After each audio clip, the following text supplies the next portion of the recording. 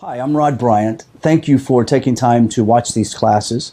Thank you also for the kind support that you're showing by presenting the encouraging words that you do, and we really appreciate it. This is a joint venture by YPS, Yeshiva Perkei Shoshanim, and Nativ. This joint venture is to bring the knowledge of Hashem to the nations, and to the Jewish people that will take this course, help them to understand the particular details of the Noahide and Noahide is, and what it really means, so that you can help to guide those people in the nations that come to you and say that they want to learn more about Judaism or that they would like to convert. As we well know, there is a fantastic option for the bin or bat Noach that wants to convert, and that is to be a pious person of the nation and follow the Sheva Mitzvot, the 7 categories that God has given them. Now, we started last class on the subject of Noahide prayer. Today we continue on in Noahide prayer. We're going to be talking about blessings, bracha. And if you've been around Judaism very long, you know that there is a bracha for everything.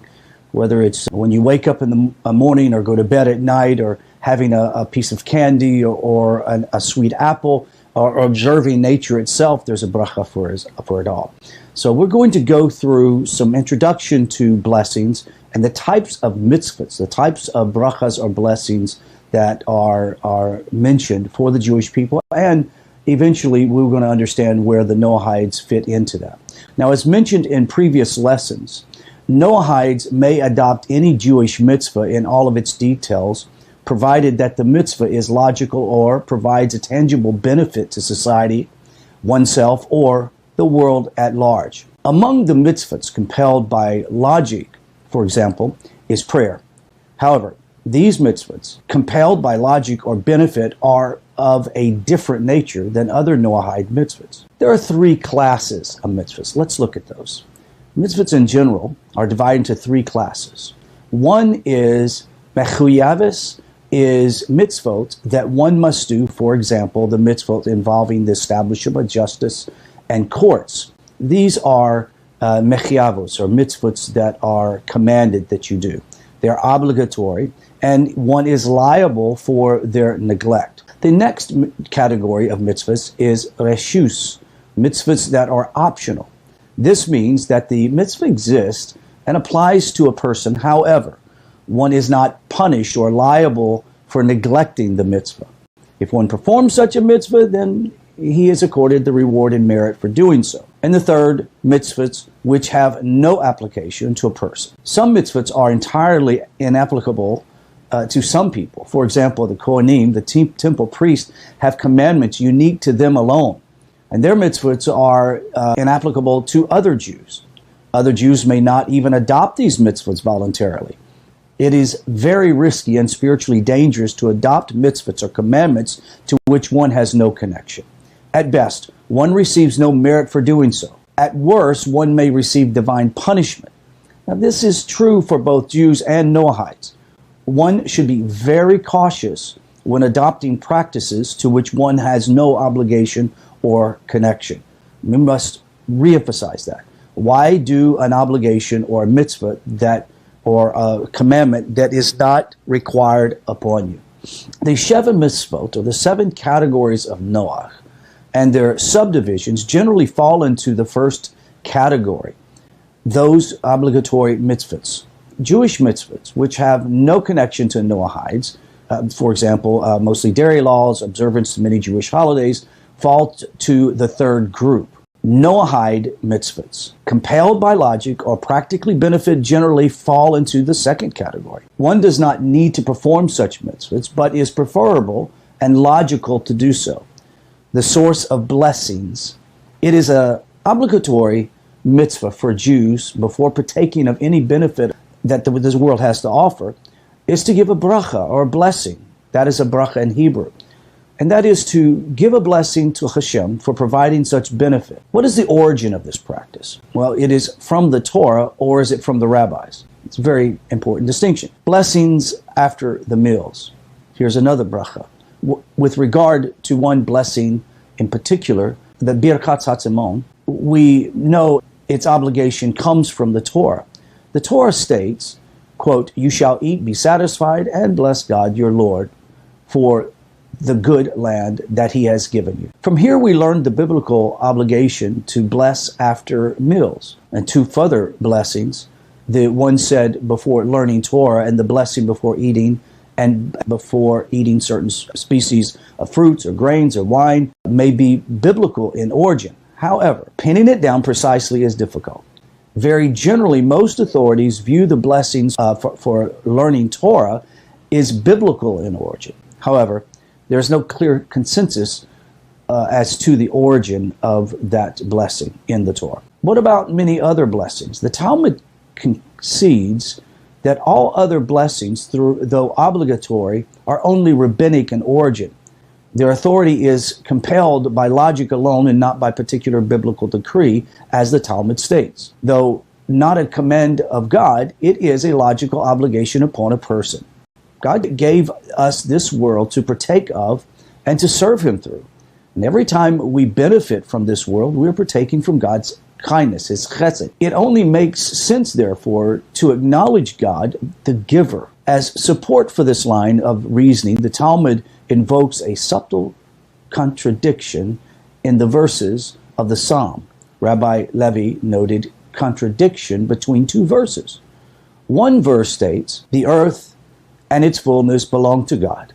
The other verse says, "The heavens belong to God, but the earth he gave to man." He resolved the contradiction, Rabbi Levi, by stating that one verse refers to the status of the world before reciting the bracha, and the other to after the recitation, said Rabbi Hanina bar Papa. When one derives enjoyment from this world without a bracha, it is as if he has stolen from the Blessed One. Before one eats a fruit, the fruit belongs to God. He created it and nurtured it and brought it to its place in its existence. One cannot partake of that fruit unless he redeems it by making a blessing upon it, thanking God for the benefit one is about to receive. Otherwise, this partaking of the fruit is akin to stealing. Incidentally, the Talmudic passage illustrates a concept mentioned in an earlier lesson, number 6.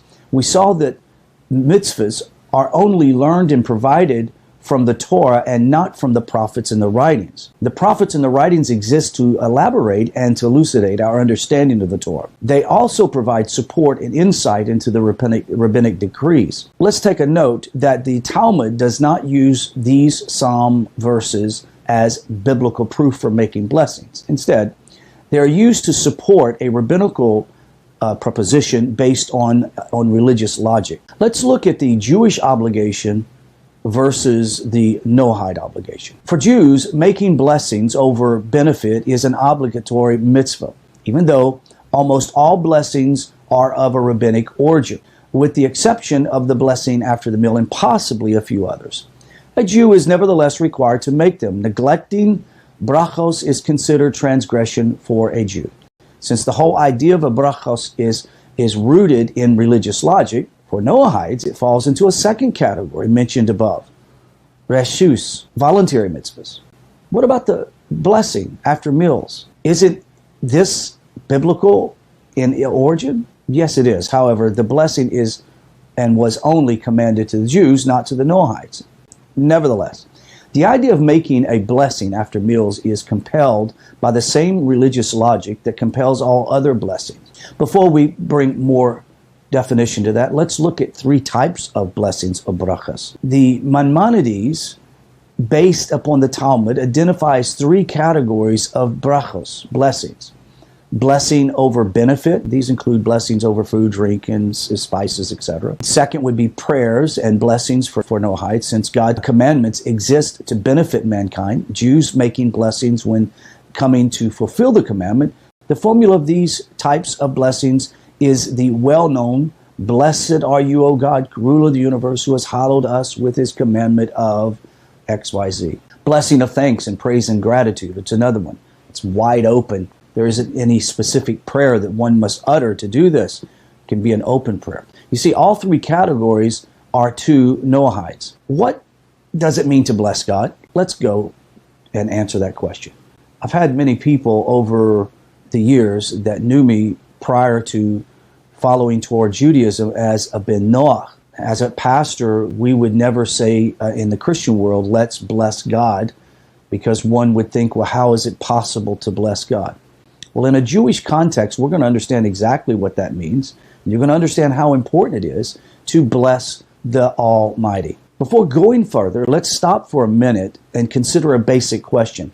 What does it mean to bless God? If the idea of blessing, of brachos, is to express gratitude and thanks, then why blessings are worded, blessed are you, instead of thanks or gratitude to you?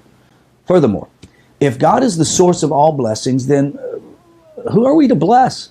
God? God, after all, has no lack of deficiency. It's not like he needs you to bless him.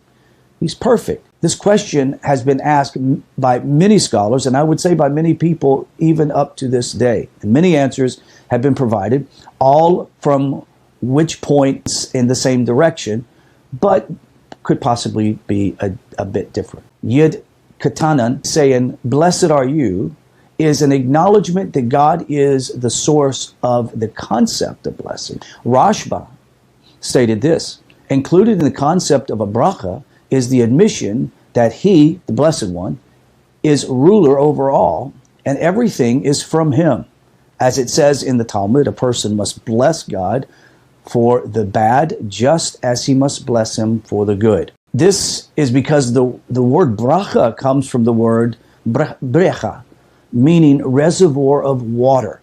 The illusion of primordial waters of creation, the source of all things. Cheskuni, the word bracha, baruch, which applied to God, is used like a greeting, implying supreme praise. It is not to be understood in the regular sense of the word blessed. Here is Chaim Volotzin. The word bracha implies burgeoning abundance. Even the letters of the word base, resh, chaf, imply such. The numerical value of the letters is a progression of multiples of 10, base to 200. The sampling of interpretations all indicate that blessed, when referring to God, is a statement of praise for God as the source of all blessings and abundance. It applies not only acknowledgement and gratitude, but recognition that God is the unique sole provider of all things. Now we're going to examine the Jewish text of blessing.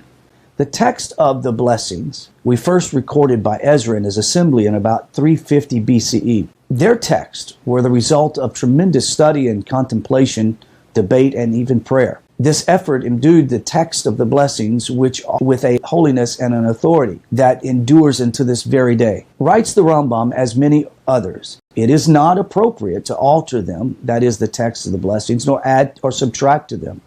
Anyone who deviates from the text that the sages instituted for blessings is mistaken. However, the sages instituted their texts for the Jewish community, not for the Noahide community. So, what text should the Noahides use for their blessing? On one hand, Noahides may use any text for blessings, provided it satisfies the core idea of a blessing, to acknowledge God as the creator of all things who bestow benefit upon creation. However, let's recall for a moment that the compelling reason for a bracha or a blessing is the same both for Noahides and Jews. A compelling religious logic. Considering this, the text formulated by Ezra should be sufficient for Jews as well as Noahides. For this reason, it is not only permissible, but perhaps even preferable for Noahides to use the established text of the blessings as found in the Jewish Siddur. Furthermore, it is also preferable to make the blessing according to the same rules that govern Jewish practice. For example, the blessing after meals. An exception to using the Jewish text exists with regard to the blessing said after meals. Example, the Jewish Siddur. This blessing was originally a single paragraph composed by Moshe. Over time, 3 more paragraphs were added. Each of the 4 paragraphs speak of the matters pertaining solely to the Jewish obligation to bless after meals and the unique connection between the Jewish people and the land of Israel. Now, it is therefore incorrect for Noahides to use this text. As little known fact, that the Midrash actually records a Noahide blessing for after meals. We are taught that Abraham, who excelled in offering hospitality to guests, would never ask his guests to thank him or pay him. Rather, Abraham only asked that his guests recite the blessing to thank God, and the blessing be taught to them. Blessed is the God of the universe, for whom bounty we have eaten. And it appears that this was recited after any fulfilling meal, whether or not it was bread or etc. And now for Noahide, it is advisable that this blessing be said after any filling, sitting down meal following the precedent of Abraham. These blessings may be enhanced by adding Psalm 67 or 104. And so instead of going into the additional paragraphs that were added later, one could recite the beginning of this blessing that we just said, and then add Psalm 67 and Psalm 104 before it. Recently, many texts have been composed for Noahides for after meals. Many of these texts are very good, and yet should be used in addition to the blessings mentioned above, preferably reciting before it. In the next lesson, we'll explore the actual blessings to use and the rules governing their use. So let's go over the summary. If you have your paper, open it up and we'll summarize what we just talked about. There are three types of mitzvahs. Ones that are obligations, one must do. Second is a mitzvah that one should do, yet for which one is not liable for neglecting. The third mitzvah is to which one has no connection, like there's no connection to the mitzvah and therefore no obligation. Noahide's practice is compelled by logic or adopt voluntarily for practical benefits falls in the second category of mitzvahs mentioned above. This includes prayers and making blessings on benefits. Now, very few blessings have their sources in the Torah. Most blessings are decreed upon the Jewish community by the rabbinic authority. However, no blessings were ever required of the Noahide community. Nevertheless, the logic that compelled the rabbinic decree required Jews to make blessing applies equally to Noahide community. However, making blessings is not obligatory. It is rather a preferable and meritorious practice. Blessings are either made over benefit or mitzvahs or as praise. Only the first and last types are applicable to the Noahide community. God doesn't need us to bless him. He's not deficient in any way. He doesn't need your blessing. When we say Baruch Hashem, bless God, it is an acknowledgement of his role as a source of all blessing and benefit. This is one of the reasons why when someone asks you how you're doing, we often respond, Baruch Hashem, bless God. The text of the blessing, as established by Ezra and his great assembly, are for the most part applicable to both Jews and Noahides. There are a few notable exceptions to use of Jewish bracha blessings of texts by Noahides. A major one is the Jewish text for blessing after meals, Birchas HaMazon. This blessing speaks of concerns unique to the Jewish spiritual position. Instead, Noahide should use the Noahide text recorded in the Midrash. This text may be enhanced by adding the psalm or especially composed in text. So when it comes to prayer, do you use the Siddur, not use the Siddur? Well, actually, it's what you prefer to do, whatever you're more comfortable with. Some people are more comfortable with what we call open, free prayer, not directed by specific words, but by the words that come off of your heart and tongue and mind. Hitzbadadut, personal prayer. It's a very effective prayer. Even though Noahides are not obligated to say a bracha, it just makes good common sense to be grateful to the master of the universe. So why not?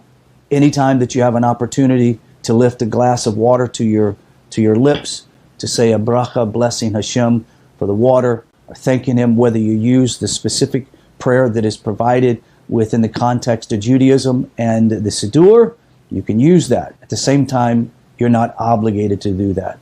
One of the things that we're learning in this course as a Noahide, you have tremendous leadway by the master of the universe to be you and to follow the instructions of the Torah and the Jewish people who are the priests of the nations.